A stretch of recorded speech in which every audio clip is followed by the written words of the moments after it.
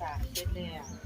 แดนนรกเรียบร้อยแล้วก็ที่นี่ก็ขอเบิกทรัพย์สินเงินทองให้ลูกให้หลานได้สร้างต่อได้เฮ็ดบุญต่อสร้างมากี่ดีก็ใกล้จะเสร็จแล้วทุกบุญรวมกับสิสร้างภายในวันนี้ก็มาโป่งค่ายมาบอกแล้วเด้อโดยพวกมาลัย19พวงคัน5คัน8พวกมาลัย19จ้าดูสาธุสาธุเด้อบอกกล่าวแล้วบัดนี้เอารับชูแล้วเนาะบัด สาธุนำกันพี่น้องครับเฮงๆปังๆปีใหม่มีแต่พี่น้องเด้อขอให้เจริญรุ่งเรืองเฮงๆปังๆด้วยๆครับผม คือมาปลูกค่าย แม่ครูหอ ป ม ลูก หว ค่าย น โดย นะครับ พวก อา มา จาร ลัย ย์สิบบ่อทอง 19พว ครั ง บ แล้วก็แต่งคัน5แต่งคัน8แต่งคัน5คัน8บวกกาวว่าสร้างเสร็จเรียบร้อยบัดนี้ก็คือเดือนนรกเดือนสวรรค์ก็คือเฮาสร้างมหาเจดีย์ที่สร้างอยู่นี่ก็คือ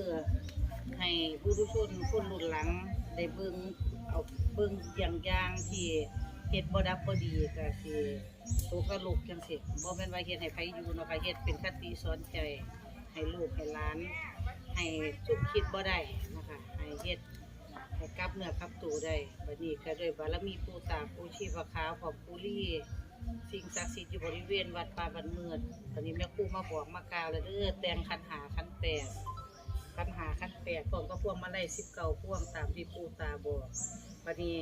ถือว่าเฮามาปลงค่ายปู่ว่าปลงค่ายแล้วเพิ่นก็สิ